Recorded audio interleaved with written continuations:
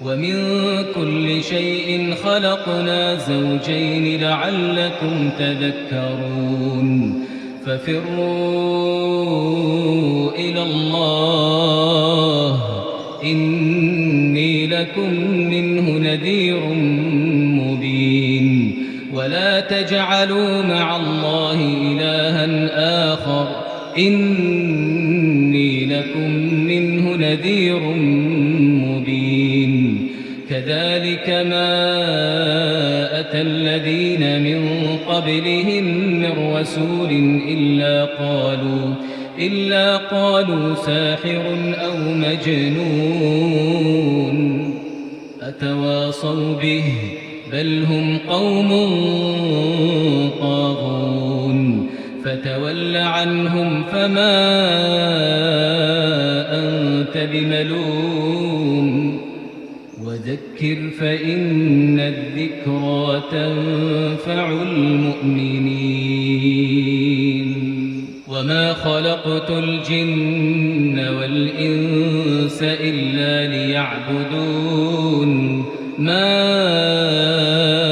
أريد منهم من رزق وما أريد أن يطعمون إن الله هو الرزاق ذو القوة المتين أعوذ بالله من الشيطان الرجيم بسم الله الرحمن الرحيم إن الحمد لله نحمده ونستعينه ونستغفره ونستهديه ونعوذ بالله من شرور أنفسنا ومن سيئات أعمالنا من يهده الله فلا مضل له ومن يضلل فلا هادي له وأشهد أن لا إله إلا الله وحده لا شريك له وأشهد أن نبينا محمدا عبده ورسوله أدعو فون الله أسيشي صلاة فون النبي محمد صلى الله عليه وسلم ìkẹ́ ọlọ́run ọlá ọlọ́run kó máa bá nábì kó sì máa bá gbogbo àwọn sàábé rẹ̀ kó máa bá àwọn ará ilé rẹ̀ àtàwọn sàábé rẹ̀ àti gbogbo àwọn ẹni tó gbà fún títí tálkìyámọ̀ fi dé ìkẹ́ ọlọ́run ọlá ọlọ́run kan bẹ́ẹ̀ nìkọ̀ọ̀kan wọn. lẹ́yìn wá gbà náà a kí gbogbo àwọn tó bí ẹnìkọ̀ọ̀kan wá sáyé láwa tá à ń jókòó láti ṣe wáàsí fún yín gbogbo àwọn tó yóò bí tiwa náà láwọn tí ń bẹ láyé àtàwọn tó ti lọ alìkìyámà ọlọ́run jẹ́ káyé máa dáa fún àwọn tí ń bẹ láyé àwọn tó ti lọ alìkìyámà jẹ́ kálìkìyámà dáa fẹ́ni kọ̀ọ̀kan wọn. bákan náà gbogbo àwa náà tá a wà nílé tí à ń wo ètò yìí tá à ń gbọ́ gbogbo àwọn tó bí ẹnì kọ̀ọ̀kan wá sáyé àwọn tí ń bẹ láyé jẹ́ káyé dáa fún wọn gbogbo àwọn tó ti lọ alìkìyámà jẹ́ kálìkìyámà yẹ ẹnì kọ̀ọ̀kan wọn. lẹ́yìn wá gbà náà àwa kí iléeṣẹ́ Sunna TV Yorùbá tí wọ́n ń fún wa ní tí wọ́n ń polongo ìsìlámù sáyé láàárọ̀ lọ́sàn-án lálẹ́ kò sí ìsinmi ńgbà kan iléeṣẹ́ náà tí ń ṣe agbátẹrù ètò ìsìlámù sáyé ọlọ́run ò má jẹ́ kí iléeṣẹ́ náà má jẹ́ ó jóná ọlọ́run àkóbá àdábá tí máa bá iléeṣẹ́ jẹ́ tí iléeṣẹ́ òfin ní jẹ́ iléeṣẹ́ má láyé ọlọ́run ò má jẹ́ wọnú iléeṣẹ́ yìí. lẹ́yìn wá gbà náà gbogbo àwọn tó wá jẹ́ òṣìṣẹ́ iléeṣẹ́ náà bẹ̀rẹ̀ látorí ẹni tó jẹ́ ọ̀gá àgbà tí ń jẹ́ alábòjútó àgbà yányán fún iléeṣẹ́ yìí ó bẹ̀rẹ̀ látorí tí wọ́n fi ákan gbogbo àwọn tó jẹ́ ọmọ ọṣẹ́ lẹ́yìn wọn náà ni àwọn bàbá wa Dr. Abdulrahim Shitu Thani ọlọ́run o làákàyè tí bàbá yìí fi ń tukọ̀ iléeṣẹ́ yìí àti gbogbo bòmíì náà tí bàbá tún ń lo làákàyè sí láti fi kọ́ àwọn ọmọ ọlọ́mọ lẹ́kọ̀ọ́ láti fi kọ́ àwọn èèyàn ní ìmọ̀ Islam ọlọ́mọ jẹ́ kí làákàyè náà má jẹ́ ó dàrú làákàyè náà tí wọ́n tó ń lò fún iléeṣẹ́ yìí ọlọ́run dákun má jẹ́ ó bàjẹ́ o ìṣọ́ ọlọ́run àbọ̀ ọlọ́run jẹ́ ọmọ bá wọn lọ jẹ́ ọmọ bá wọn bọ̀ ọlọ́run má padà lẹ́yìn wọn láyéláyé lẹ́yìn bá gbani gbogbo àwọn tí wọ́n ń jẹ́ òṣìṣẹ́ lẹ́yìn wọn nínú iléeṣẹ́ yìí gbẹ́ bẹ̀rẹ̀ láti gbogbo àwọn tí ń jẹ́ technician gbogbo àwọn tí ń jọkùnrin ń bẹ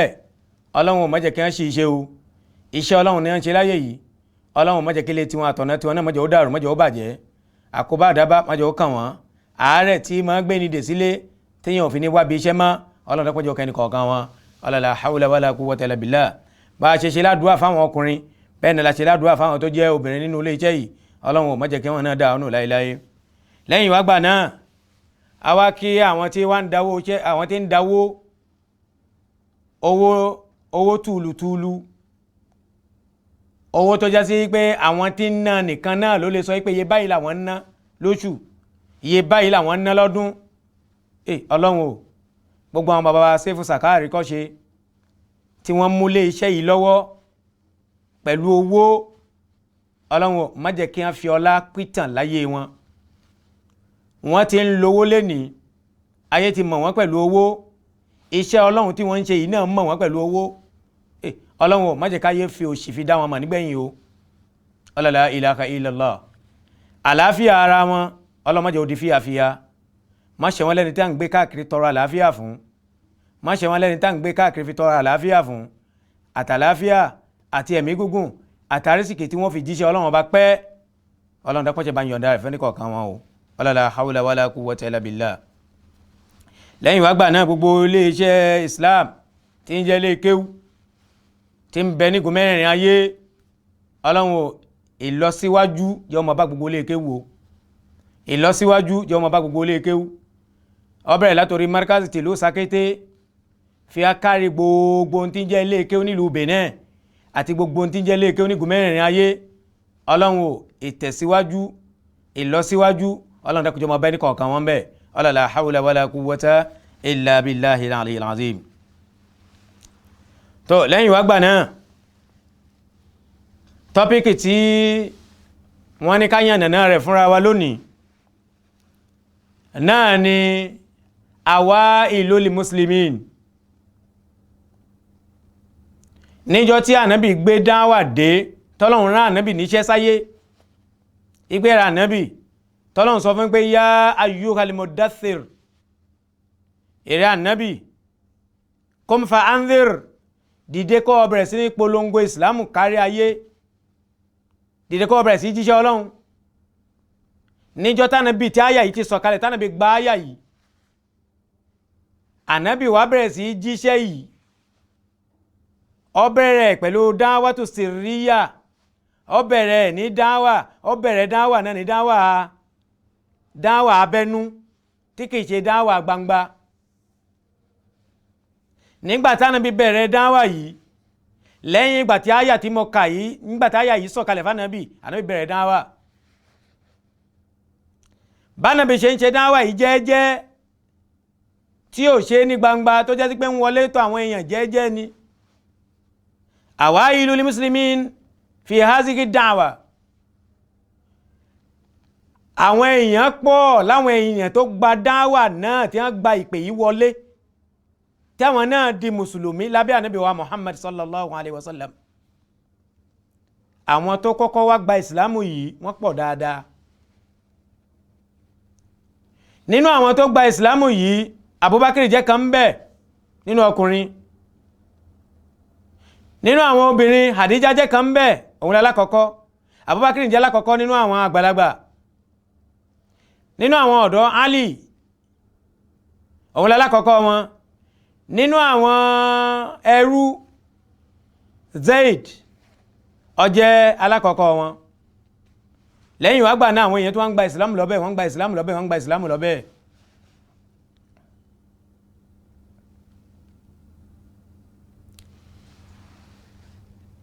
èyí tá fẹ́ wáyé nìna fúnra wa nínú ètò eléyìí òun náà ni ìsìlámù Hamza àti ìsìlámù Oumar àti orípa tí gbígba ìsìlámù àwọn méjèèjì tó la tí orípa ìsìlámù àwọn méjèèjì níbi pé kí ìsìlámù kúrò ní abẹ́nú kí dáwà ìsìlámù kókó ní dáwà jẹ́ẹ́jẹ́ kó di gbangba ìyẹn ni wípé gbígba ìsìlámù tí Hamza gba ìsìlámù àti Oumar gbígba ìsìlámù àwọn méjèèjì ó sọ ìsìlámù ó gbé ìsìlámù kó ní ìsìlámù jẹ́ẹ́jẹ́ ó sọ ìsìlámù di ẹ̀sìn gbangba ó sọ dáwà Islam di dáwà jahariya ó sọ dáwà pé má tó ṣe dáwà abẹ́númọ́ ẹja gbé dáwà wá síta. yẹn nípa fẹ́ sọ̀rọ̀ nípa Islam Hamza àti Oumar. alákọ̀ọ́kọ́ nínú àwọn méjèèjì náà ni Islam Hamza. gbígba Islam tí Hamza gba Islam. alákọ̀ọ́kọ́ náà kákọ́kọ́ sọ̀rọ̀ nǹkankan kákọ́kọ́ sọ fúnra wa ta náà ń pè ní Hamza. Hamza yìí akọni nínú àwọn mùsùlùmí. ó sì wà náà tó jára gba Islam. wàláwó qaraba bí Rasul sallallahu alaihi wasallam òun pẹ̀lú ànábì fámílì ni wọ́n. àbúrò bàbá ànábì directly ló bí. ìjọ tí Hamza gba Islam a'azzallahu li muslimina wa azalla al mushrikin. ìjọ tí Hamza gba Islam ìjọ náà lọ́lọ́hun fún àwọn mùsùlùmí níyì tán pátápátá. wa azalla al mushrikin.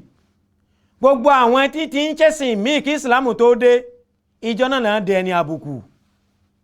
ìjọ náà lọ́lọ́hun yẹ̀yẹ́ gbogbo àwọn ẹlẹ́sìn míì lẹ́yìn àwọn mùsùlùmí. Hamza tá ń sọ̀rọ̀ ẹ̀ fúnra wa yìí sayyidu shuhada. ó kúkú ẹni ọlọ́run ni òun lọ̀gá àwọn tó kúkú ẹni ọlọ́run láyé òun lọ̀gá wọn. ọkùnrin tá ń pè ní Hamza yìí ẹbí ànábì ni wọ́n tó tọ̀hún pẹ̀lú ànábì pẹ̀lú ọmú kan ṣo náà lòun pẹ̀lú ànábì mu lọ́dọ̀ Thuwaiba tá ń pè ní ẹrú fún Abu Lahab. òun ló fún àwọn méjèèjì lọ́mú ló tọ́ wọn ló fún wọn lọ́yàn.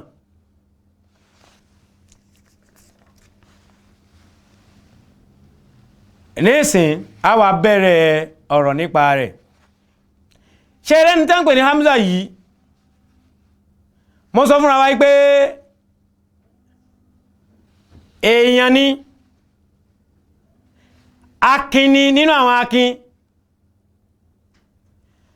akíní nínú àwọn akin tó jásí pé a máa lè kókó mọ́ àwọn ẹlẹ́sìn tí kìí bá ti ṣe ẹ̀sìn mùsùlùmí. nígbàtí ń bẹ nínú àwọn kèfèrí tí ò ti gba Islam èèyàn líle náà ni. nígbà tó tún padà gba Islam èèyàn líle náà ló tún padà jẹ́ nínú àwọn mùsùlùmí. ó wá di ìjọ kan nínú àwọn ọjọ́ kana ma yazalu kafiran. ọkùnrin tá ń pè ní Hamza yìí nígbàtí ń bẹ ní kèfèrí haraja ila Soid kì í tí gba Islam. nígbàtí ó ti gba Islam yìí ó wá lọ sí ọdẹ ọlọ́ṣọdẹ.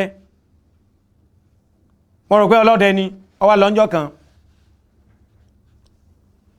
وفي هذا اليوم مر أبو جهل برسول الله صلى الله عليه وسلم. níjọ́ náà tóun lọ sọ́dẹ kètíìdé l'Abu Jahali tí ń jẹ́ ọ̀gá àwọn kèfèrí ńgbà náà ó gbára ànábì kọjá níbi tánàbí jókòó sí. فوجده جالسا ó bá ànábì ní jókòó wahidan ó bá ànábì lóhun nìkan ṣó ànábì jókòó lóhun nìkan ṣó jẹ́jẹ́ fún rẹ̀. inda Safa ní ẹ̀gbẹ́ Safa lẹ́gbẹ̀ẹ́ Safa ní ẹ̀gbẹ́ Kaaba. wa kanat ba'idatan qalila an buyuti Makkah. ṣe rí Safa yìí ó jìnnà díẹ̀ sí àwọn ilé tí ń bẹ Makkah nígbà náà. Ànábì sì jókòó sẹ́gbẹ̀ẹ́ Safa ní ronú sí báwo lòun ó ṣe gbà tí dáwà Islam yóò tún tẹ̀síwájú lọ́dọ̀ tóun. dáwà lòun sì ń ṣe làwọn èèyàn ń lọ àtakò tóun yìí ibo lòun ó tún gbé gbà. Ànábì jókòó ńbẹ̀ ní ro tiẹ̀ o. fatatawala ala rasuli bilisanihi. ní Abu Jahali ló bá lọ bá Ànábì níbi tí Ànábì jókòó sí ló bẹ̀rẹ̀ sí ní sọ̀sọ̀kí sọ̀sá Ànábì. ó bẹ̀rẹ̀ sí fi ahọ́n rẹ̀ ó bẹ̀rẹ̀ sí fi sọ̀sọ̀kí sọ̀sá Ànábì. wa sabbahu sabban qabiha ó wá bẹ̀rẹ̀ sí bú ànábì ní èébú tí ó wọra sabban qabiha ó bẹ̀rẹ̀ sí ṣàlébù sára ànábì ó bẹ̀rẹ̀ sí bú ànábì wa rasulu sallallahu alayhi wa sallam sakitun lam yarudda alayhi Allahu akbar ànábì wá dákẹ́ ànábì ò sọ nǹkan kan fún ànábì ò fún lésì gẹ́gẹ́ bí ẹ̀kọ́ tọ́lọ́hun kọ́ ànábì pé wa iza khatabahumul jahiluna qalu salama àwọn ẹni ọlọ́run bí wọ́n bá rí àwọn onírandanrandan tí wọ́n bá ń sọ̀rọ̀ kọ́rọ̀ sí wọn qalu salama wọ́n a máa fi ṣe sí wọn sọ fún wọn pé tó máa bá tiẹ̀ lọ èmi ìráyè tiẹ̀ nínú kí wọ́n fẹnu sọ fún pé tó èyí tọ́lọ́run rán wọ́ pé kó sọ sí wa lọ sọ sí wa ni tá máa bá tiẹ̀ lọ ànábì dákẹ́njọ́ náà ànábì ò sọ nǹkan kan fún Abu Jahali tòun ti bí èébú ìṣe dùn ànábì tó tòun ti bí ìsọkísọ tó sọ sánábì bó ṣe ká ànábì lára tó ànábì ń wo oníranjọ́ náà ànábì ò sọ nǹkan kan fún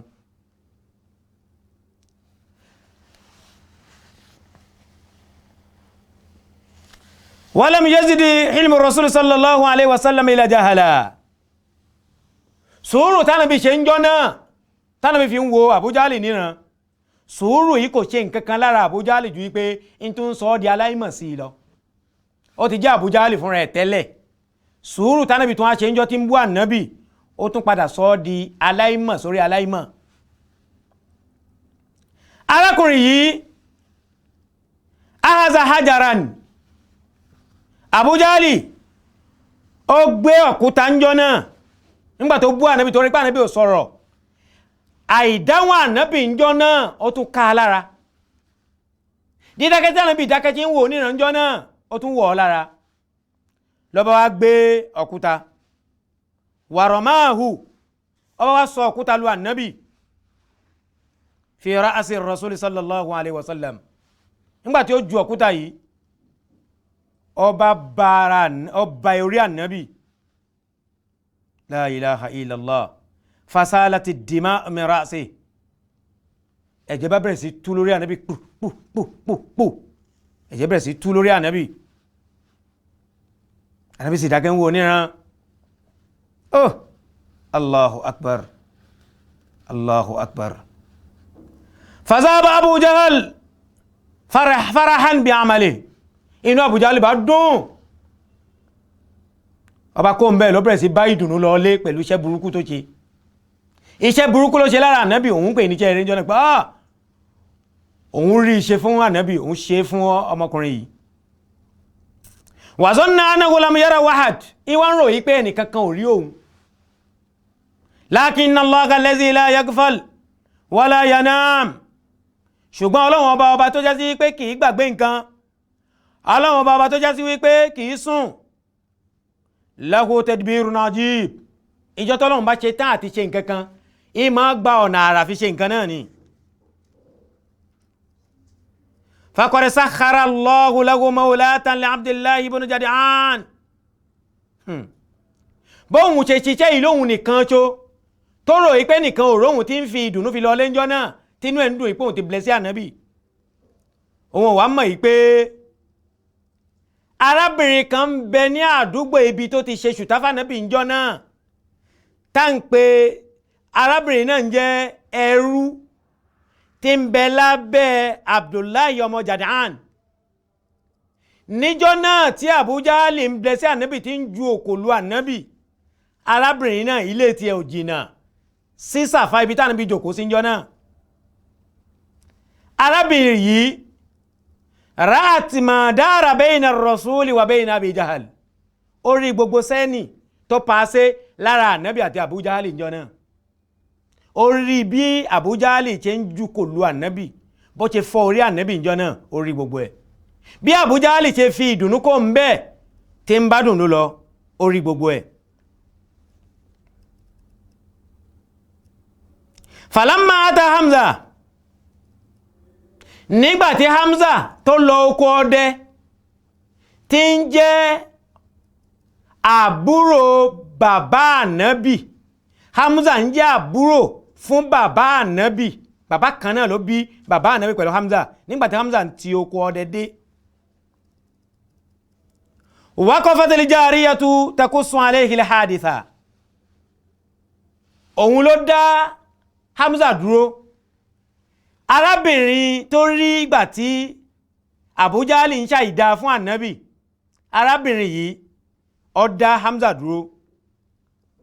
faqassat alayhi al-haditha, ó wá pa ìtàn ìṣẹ̀lẹ̀ tó ṣẹlẹ̀ láàrin Abu Jahli àti ànábì, ó mú Hamza dúró pàtàn náà fún. gbogbo àwa tá ń bẹ nílé tá ń gbọ́ wáàsí yìí, arábìnrin tí a ní ó mú Hamza dúró tí ń pàtàn fún yìí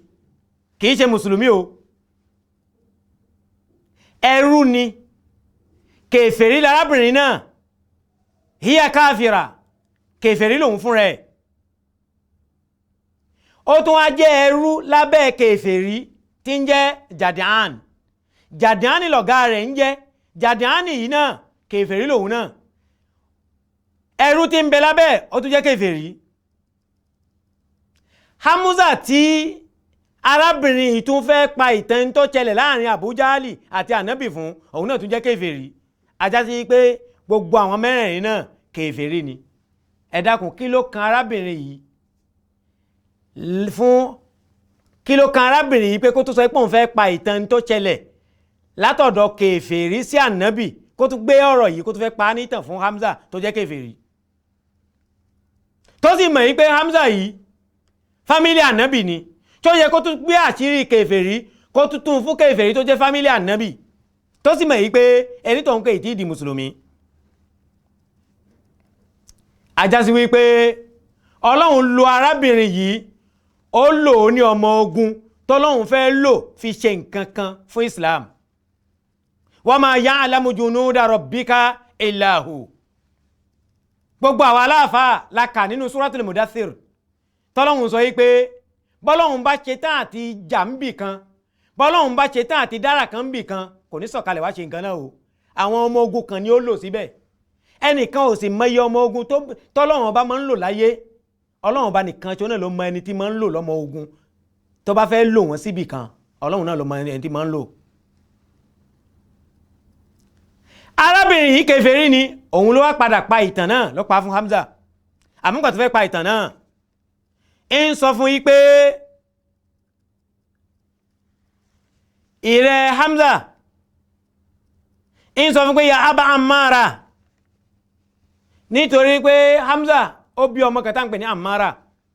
ní a ń ṣe máa ń pè Hamza ní Abu Ammara. nígbà tó fẹ́ pè Hamza, ó pè é pẹ̀lú orúkọ tó nífẹ̀ẹ́ sí tí ń jẹ́ orúkọ ọmọ rẹ̀, ní sọ fún pé ya Aba Ammara, mo pè rẹ bàbá Ammara. law ra'ayta ma laki ya ibnu akhika, tó bá já sí pé ó rí nǹkan tí ọmọ àbúrò ọmọ ẹ̀gbọ́n rẹ̀ tí ń ṣe Muhammad, bó bá rí n tó ṣẹlẹ̀ sí ilé nì, bó bá já sí pé ó rí n tó ṣẹlẹ̀ sí ilé nì ni ó bá faraya. ẹ wo system tí kèfèrí tí fi ń sọ̀rọ̀ ànábì, tí kèfèrí ṣe fànábì bí ṣe fi ń sọ fún kèfèrí. ó ní tó bá já sí pé ó rí nǹkan tí ọmọ ẹ̀gbọ́n rẹ̀, ó bá rí nǹkan tí ojú rẹ̀ kàn lónìí lọ́dọ̀ Abu Jahli, ó bá faraya fún Abu Jahli, ó bá faraya láti ṣàìdá fún Abu Jahli. fàṣàratil himya fi qalbi Hamza, ibẹ̀ ni ìgbónára ó wọnú ọkàn Hamza lẹ́ẹ̀kan náà pé ọmọ ẹ̀gbọ́n tòun kí ló ṣẹlẹ̀ sí. pàtàkì jùlọ khususan indama zadati kalimatu ibnu akhika, pàtàkì jùlọ nígbà tó ń pàtàn náà lọ títí tó ní ọmọ ẹ̀gbọ́n rẹ̀. ọ̀rọ̀ ni ó wọnú ọkàn Hamza pé ọmọ ẹ̀gbọ́n mi ṣọ́mọ Abdullahi tí ń jẹ́ Muhammad kí ló ṣẹlẹ̀ sí. ọba kó ìtàn náà ló ṣàlàyé fún un. ìpè jẹ́jẹ́ ni ọmọ ẹ̀gbọ́n rẹ̀ tá ń pè ní Muhammad, ó jókòó lẹ́gbẹ̀ẹ́ sàfámì ní rotí ẹ̀wò ní Abu Jahli sì dọ́dọ̀ rẹ̀ ká ó bú ó rí pé ànábì ò dá lóhùn ọba mú òkò àwọn kan sọ pé òkúta ló mú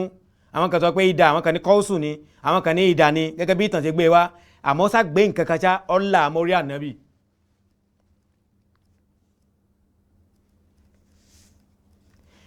nígbà tí ọ̀là kíní mórí ànábì ẹ̀jẹ̀ bẹ̀rẹ̀ sí ní dànù lórí ànábì.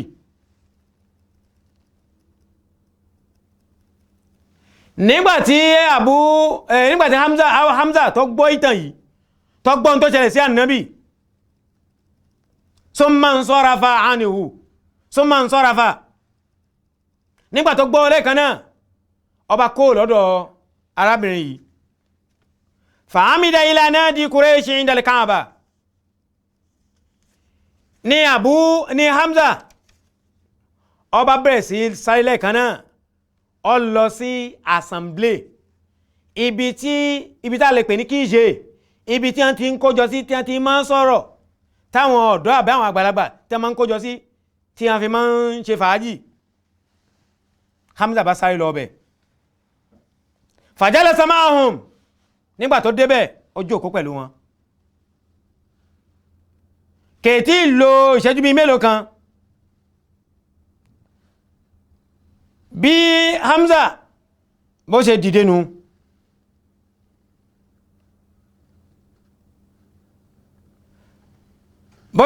nu wa kana iza raja min qad bada bi tawaf bí Hamza ti dìde nu lọ bá bákan là ń pè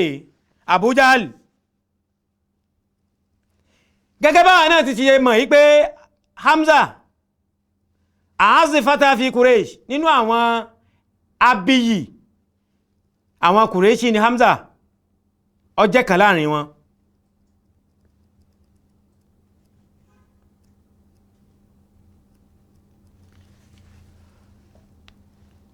bó ṣe dìde lẹ́ẹ̀kan náà lọ bá Abu Jahl falamma ra'ahu jalisan fil qawm nígbàtí ó rí pé ọba níjòkó tó lọ bá akbala nahwahu ọlọ gangan bí tí Hamza wà ọlọ gangan bí tí Abu Jahl wà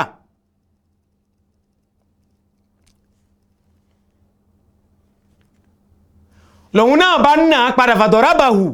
lọ bá náà fàṣájára asáhù ṣájátà munkara lòun náà bá dápa sí lérò òun náà fọ́ orí tí ẹ̀ náà ní wọ́n ń padà ń sọ fún yí pé átàṣítúmúhú ìwọ́n láyà ọlọ́bá ọmọ ẹ̀gbọ́n tèmi ń lọ bú ṣé èébú ọmọ ẹ̀gbọ́n tèmi tó tọ́ sí wọ́ lẹ́nu fàánà aládìínìhì tó sì mọ̀ yí pé èmi Hamza eré ẹ̀sìn rẹ̀ mọ́ wà ṣó yẹ kí ọmọ lọ bú ọmọ ẹ̀gbọ́n mi tèmi ń bẹ lérí ẹ̀sìn rẹ̀ tí ń ṣe àkúlù máa yẹ kúl in tí ń wí lèmi náà ń wí farudda alayya zalika in istata'ta ọ̀rọ̀ mo sọ sílẹ̀ yìí ìwọ dá ọ̀rọ̀ padà sí mi bí ó bá lágbára bẹ́ẹ̀ ẹ gbọ́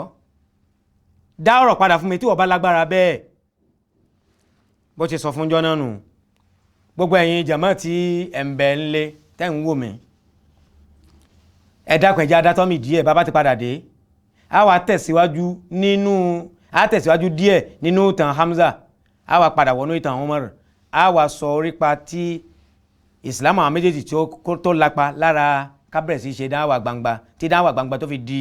gbangba lónìí tí dáwà ó fi di ètò gbangba lónìí a wá padà gbọ́ subhanallahi wa bihamdihi subhanallahi alazim. Assalamu alaikum warahmatullahi wabarakatuh. Ìkànnì tẹ́ ń wò yìí náà ní ìkànnì Sunna TV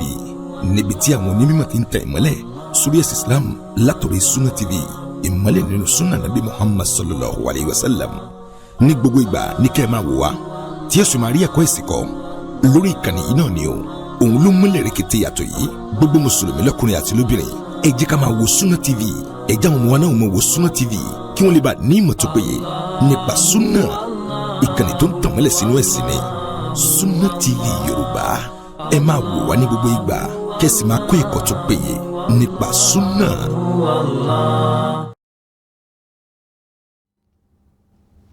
Naam ńgbà tá ti dátọ́ mi tá ti tún padà dé a máa wá tẹ̀síwájú báyìí. Hamza ń sọ fún Abu Jahal lẹ́yìn ìgbà tí Hamza na Abu Jahal padà tó mẹ́rìtẹ̀ náà tó fọ́ tó fi dá irú nǹkan tó ṣe fún Ànábì tó dá padà fóhun náà. ẹ wá ń sọ fún yí pé ṣé ìwọ gbọ́dọ̀ máa bú tó sì mọ̀ yí pé mi ń bẹ lórí ẹ̀sìn ọmọ ẹ̀gbọ́n mi, dá ọ̀rọ̀ padà fún mi tí wọ́n bá lágbára, ní tí mo fẹ́ ṣe mo ṣe yìí, wọ́n náà dárú ẹ̀ padà bọ́ bá lágbára rẹ̀. Faqama rajulun min Bani Makhzum ila Hamza, ní gbogbo àwọn tí ń bẹ ń jòkó ńjọ́ náà, àwọn Bani Makhzum wọ́n dìde láti lọ gbẹ̀san lára Hamza li yansuru Aba Jahal, láti lọ ran Abu Jahal lọ́wọ́ láti na Hamza padà. Faqala Abu Jahal, l'Abu Jahal wá ń sọ fún yí pé dáhùn Aba Ammara, ẹ fi Hamza ńlẹ̀ o. Fa wallahi laqad sababtu ibna akhihi sabban qabihan, mo fi Ọlọ́run fi búra, níjọ́ tí mo dọ́dọ̀ ọmọ ẹ̀gbọ́n rẹ̀ tá ń pè ní Muhammad, mo bú lé èbú tí ò lè gbàgbé láyé rẹ̀, èbú tí ń wọni lára, tí ń bọkàn jẹ́, èbú tí ń káni lára ni mo fi bú ńjọ́ náà. èyí tó ṣe yìí ẹ dákun ẹ má gbẹ̀sẹ̀ kan lára ẹ fi ilẹ̀. Hamza wá padà sílé, nígbàtí Hamza délé, Hamza ti gba Islam rárá o, Hamza wá délé, ẹ̀rí ọkàn wá ń jẹun náà ìpẹ́ wa náà. Mọ̀ ń sọ lẹ́ẹ̀kan fún Abu Jahali pé ó ṣe lè na ọmọ ẹ̀gbọ́n tóun, ó ṣe lè bú tó sì mọ̀ yí pé òun ń bẹ lónú lérí ẹ̀sìn rẹ̀ tí wọ́n sì ti bẹ̀rẹ̀ sí iṣẹ́ sìn. Ibi tí ti ń ro owó, ẹ̀mí rẹ̀ ń bá sọ̀rọ̀.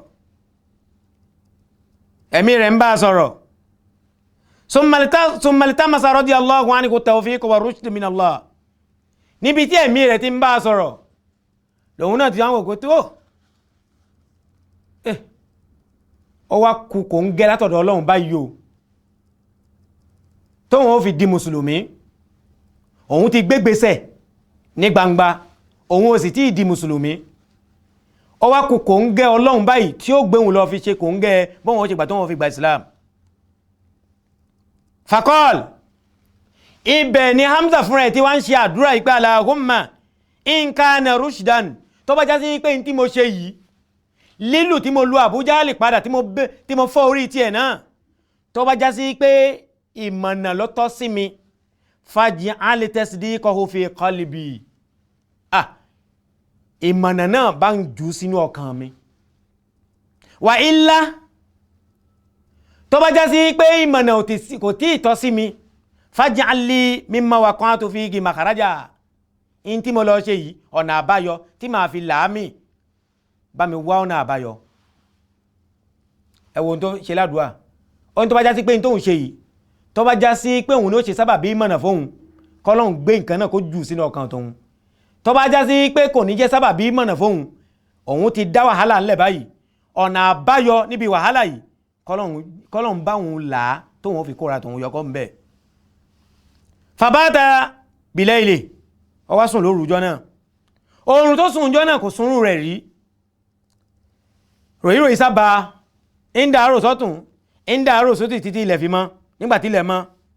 gádà ala rasulillahi sallallahu alaihi wasallam, fún rárá rẹ̀ náà lọ́lọ́ bá nàbí. Faqala lahu, ìwọ̀n sọ fún nàbí pé yabna akhi, ìrẹ́ ọmọ ẹ̀gbọ́n mi, inni waqa'tu fi amrin la a'rifu al-makhraja minhu, mo ti kó sínú ọ̀fìn kan, mi mọ̀nà tí mo lè gbà fi jáde ń bẹ̀. Mo ti kó sínú dààmú kan, mi mọ̀nà tí máa gbà fi rọ́nà àbáyọ ń bẹ̀. Wa iqamatu misli ala ma la adri arushdun huwa amugayyun shadid. In tí mo kó sínú èyí,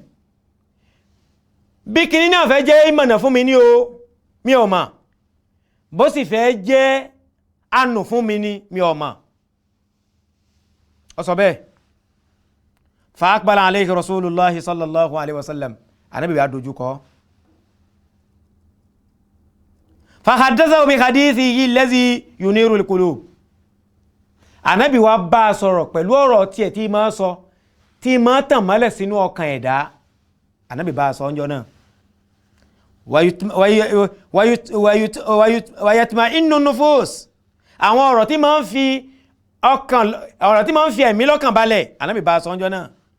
wayuziba zulumati shak ọ̀rọ̀ tí máa ń kó ròyìnròyìn kó lọ́kàn èèyàn tí máa ń kó ròyìnròyìn kó nínú ọkàn èèyàn Ànábì bá sọ́njọ́ náà fazakarahu wa basharahu Ànábì sọ̀rọ̀ Ọlọ́run fúnjọ́ náà Ànábì wá kó ìdùnnú sọ́nà ọkàn rẹ̀ wa anzara Ànábì wá kì í lọ fathabata Allahu ta'ala al-imana fi qalbi Ọlọ́run bá sì gbé imani ó jù sọ́kàn rẹ̀ njọ́ náà Ọlọ́run gbé Islam ó jù sínú ẹ̀mí rẹ̀ njọ́ náà faqala ashhadu annaka la sadiq Hamza ń sọ ń jẹ́ sẹ̀kẹsẹ̀ njọ́ náà pé mo jẹ́rìí pé rẹ̀ Ànábì ẹni òdodo ni ẹ́ fa'azhir dinak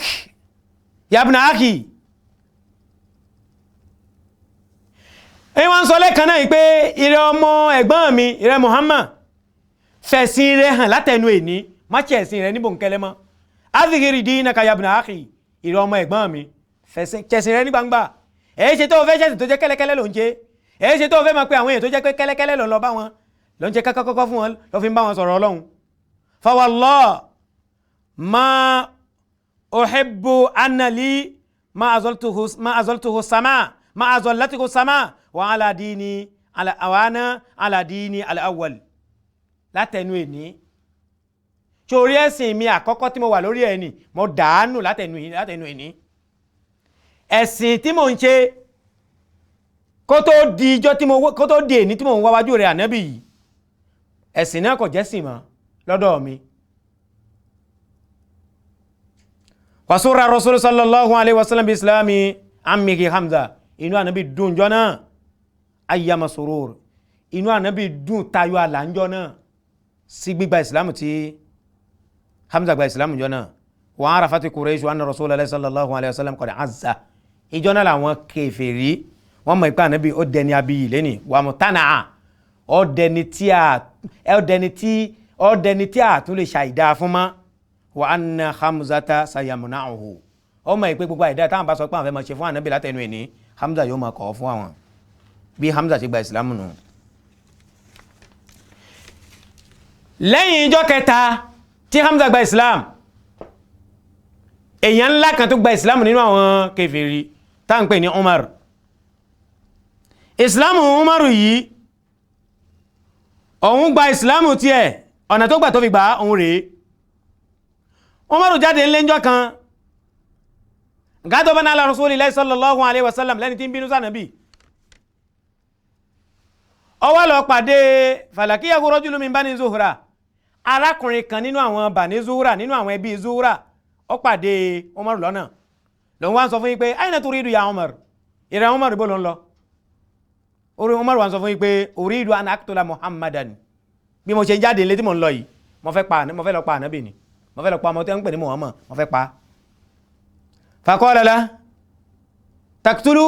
tí wọ́n fẹ́ lọ pa lóòótọ́ ni wa kayfa ta'manu min bani Hashim báwo bọ́ bá pa báwo ló ṣe mórí bọ́ lọ́wọ́ àwọn ẹbí rẹ̀ tá ń pè ní bani Hashim faqala lahu Umar ma araka illa wa qad sabi'ta wa tarakta dinaka alladhi anta alayhi ṣó rọrọ̀ wọ́n tí wọ́n ń bá mi sọ yìí ó dàbí ẹni pé ìwọ náà ó dàbí ẹni pé wọ́n kan ti wọnú ara tiẹ̀ náà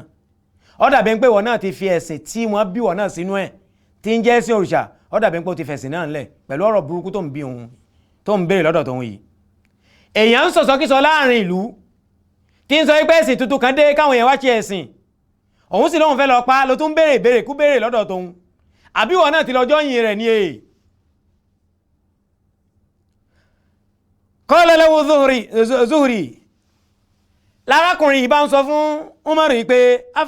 afala adulluka ala al-ajab hazihi uktuk ó ní jẹ́ kí n tọ́ka rẹ̀ sí di nǹkankan tó jásí pé èèmọ̀ ni bọ́ bá jásí pé ibẹ̀ lọ bá gbà ìbá dáa fún ẹjú kọ́ sọ pé ó fẹ́ lọ fèsì Ànábì lọ ó ní mò ń gbọ́ lànà náà fún mi ó ní hazihi uktuka ó ní àbúrò rẹ̀ lóbìnrin òun rèé wa zawjuha àtọ̀wọn àtọkọ rẹ̀ wọ́n bẹnu ilé qad aslama àwọn méjèèjì wọ́n ti gba Islam. Àbúrò rẹ̀ lóbìnrin àti ọkọ rẹ̀ wọ́n ti gba Islam. Wàtárà ká dínàkà, àwọn méjèèjì wọ́n ti fi ẹ̀sìn rẹ̀ tí ń jẹ́ sí òrìṣà wọ́n ti fi ilẹ̀. Ìgbà tí Umaru gbọ́ pé àbúrò tòun lóbìnrin ó ti gba Islam àtọkọ rẹ̀, ìbínú rẹ̀ tún lé kan.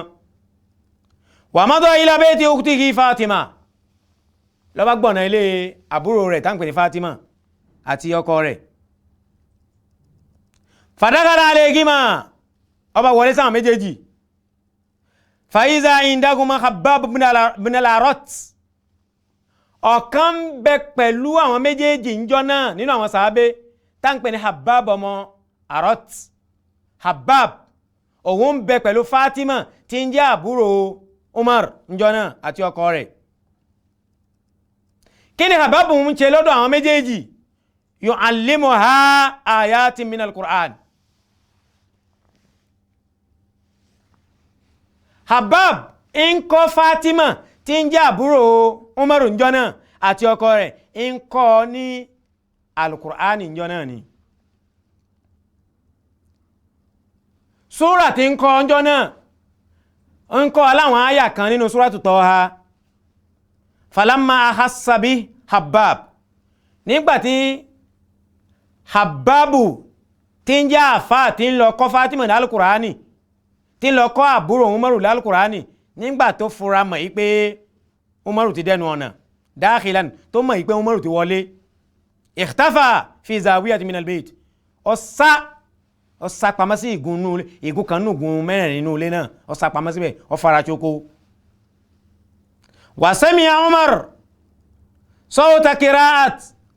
al-Qur'an al-Karim. Umaru, ibi tí Umaru dúró lẹ́nu ọ̀nà, Umaru ń gbọ́ kíkà al-Qur'an nínú ilé náà. Faqal ma hazihi alhaynama bainakum, irú ohun wo ni mò ń gbọ́ lọ́dọ̀ yín yìí? Irú sọ́n wo ni mò ń gbọ́ yìí? Faqala, ní Fatima àti ọkọ rẹ̀ tí ń jẹ́ Fatima àbúrò Umar àti ọkọ rẹ̀ làwọn méjèèjì wá ń dáhùn yìí pé hadithun natahaddasu bihi baynana, ọ̀rọ̀ tó ń gbọ́ yìí òun ni ọ̀rọ̀ kan táwa fi ń sọ̀rọ̀ láàrin ara tiwa. Qal, Umar wá ń sọ fún yín pé fala'allakuma qad sabba'tuma, ó dàbí pé ẹ̀yin méjèèjì ẹ ti pẹ̀sìn dà o, ó dàbí pé ẹ ti ń chẹ́sìn míì, ó dàbí pé nǹkan míì ti kó sí làákàyè yín. Qala lahu zawju ukhtihi, ní ọkọ àbúrò rẹ̀ bá ń sọ fún Umaru wípé ara'ayta ya Umar in kana al-haqqu fi ghairi dinika, ìrẹ̀ Umaru kí ló ṣe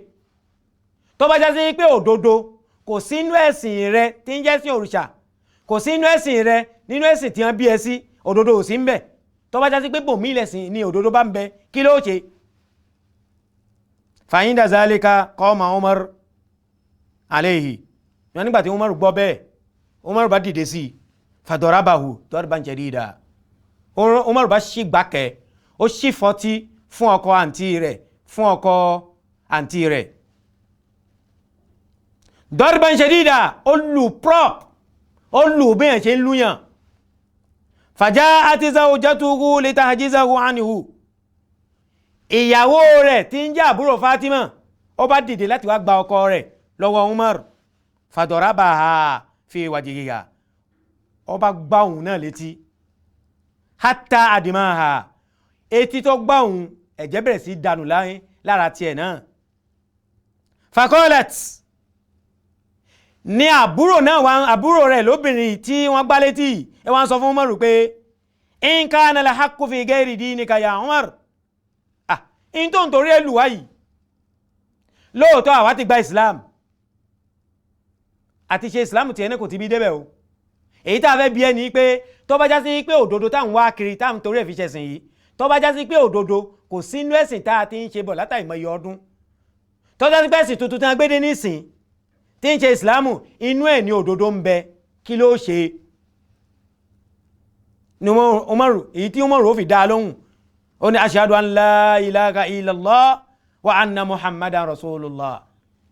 Bí Umaru ṣe gba Ìsìlámù nìyẹn, ó ní mo gbà pé Ọlọ́run ọba lọ́lọ́run, mo ti gbà pé Ànábì wa Muhammad òjíṣẹ́ Ọlọ́run ọba ní í ṣe.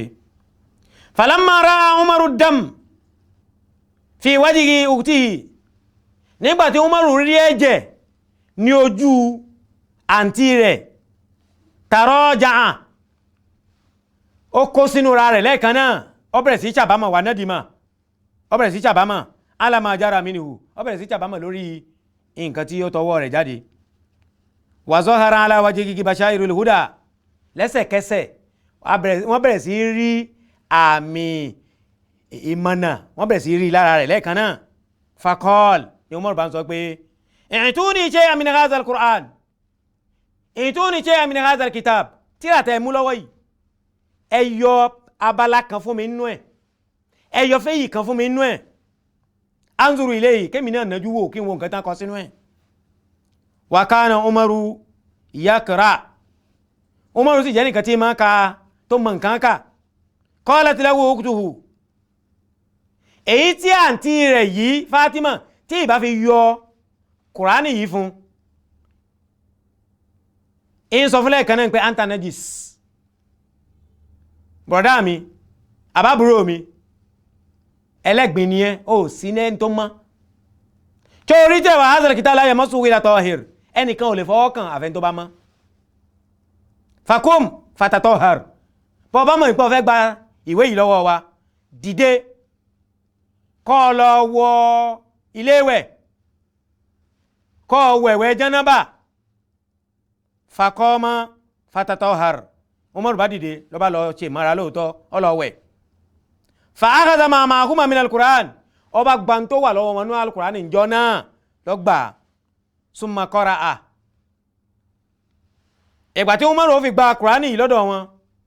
ó rí wípé Suratu Taha ni wọ́n ń ké lòun fi wọlé ló bá gba Qur'an yìí ló bá bẹ̀rẹ̀ sí ka Suratu Taha ló bá sọ pé Taha ma anzalna alayka al-Qur'ana litashqa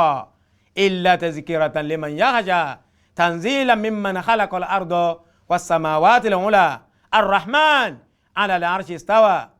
lahu ma fi as-samawati wa ma fi al-ard wa ma baynahuma wa ma tahta ath-thara wa in tajhar bil-qawl fa innahu ya'lamu sirra wa akhfa Allahu la ilaha illa huwa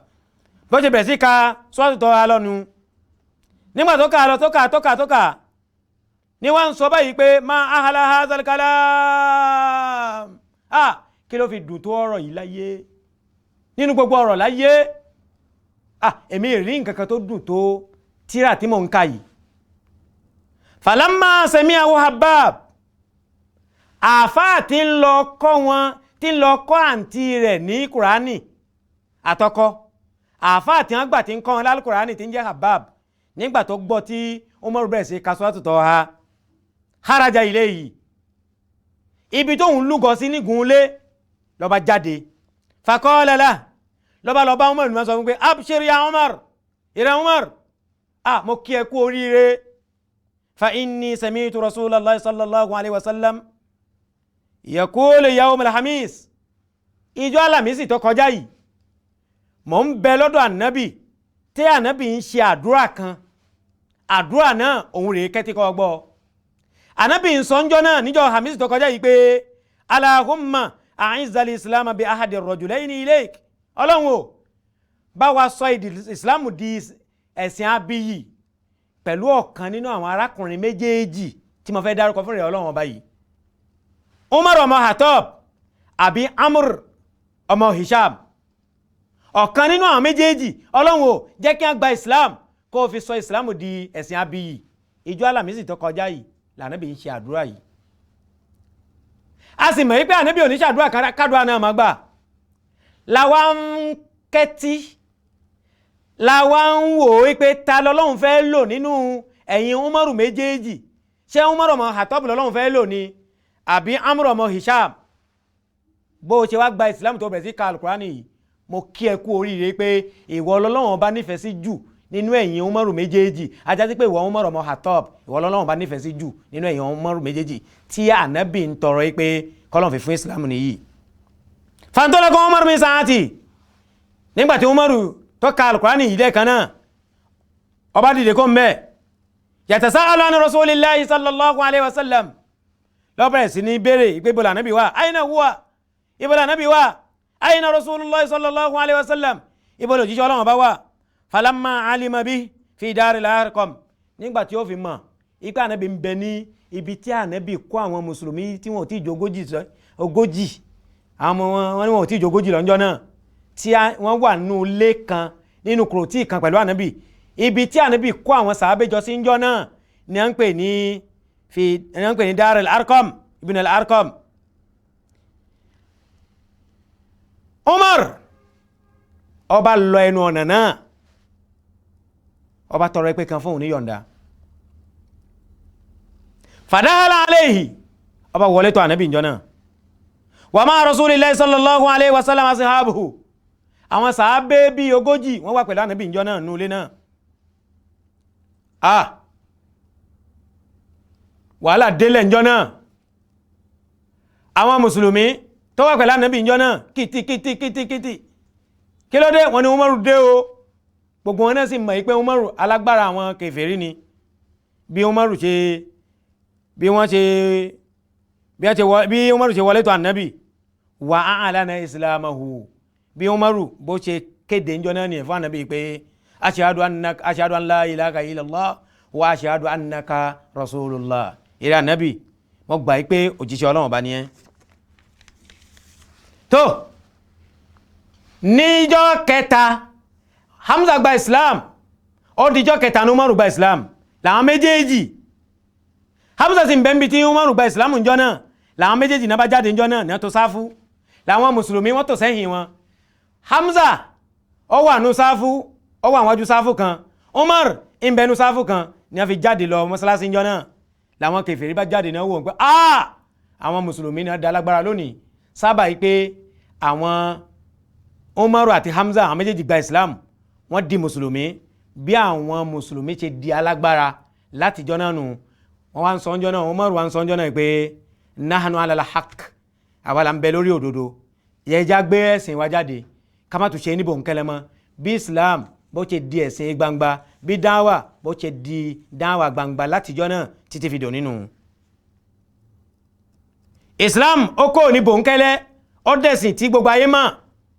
wasaru yajlisuna fil masjidil haram àwọn mùsùlùmí dẹ̀ ń tí lọ jókòó sí mọ́sálásí Mákà wa yatufuna bil bayti alaniya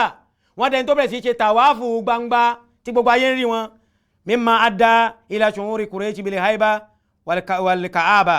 àwọn kèfèrí Qurayshi wọ́n dẹni tí ìbànújẹ́ bá wọn jọ náà ìdàmúdàbò bá wọn jọ náà ìbẹ̀rùbojo bá wọn jọ náà láti jọ náà àwọn mùsùlùmí wọ́n di abiyì àwọn kèfèrí wọ́n dẹni tí Ọlọ́run dojú wọn bolẹ̀ láti jọ náà kí Ọlọ́run dákun mọ́ṣẹ́ bá wa iyì tí Islam gbà láti jọ náà Ọlọ́run dákun mọ́ṣẹ́ bá wa ṣàlékún iyì fún Islam dhul tó bá àwọn ẹlẹ́sìn mushrikun jọ náà àwọn mushrikun dhul tó bá wọn jọ náà Ọlọ́run mọ́ṣẹ́ bá wa ṣàlékún rẹ̀ títí tálkì àwọn òfìdé Allahumma a'izzal islam wal muslimin wa azil ash-shirka wal mushrikin wa dammir a'daka a'da ad-din min al-kafarati wal mulhidin bi quwwatika wa jabarutika ya arhamar rahimin ya arhamar rahimin ya arhamar rahimin èyí tá gbọ́ lónìí Ọlọ́run dákun má ṣe lágbọ́mọ fẹ́ ní kọ̀ọ̀kan wa o àwa náà tá wí má ṣe láwí mọ́ fún wa ẹ̀yin náà tá gbọ́n lé má ṣe náà gbọ́mọ fún yín la hawla wala quwwata illa billahi al-aliyyil azim subhanaka allahumma wa bihamdik nashhadu an la ilaha illa anta نستغفرك ونتوب إليك سبحان ربك رب العزة عما يصفون وسلام على المرسلين والحمد لله رب العالمين. الله أكبر الله أكبر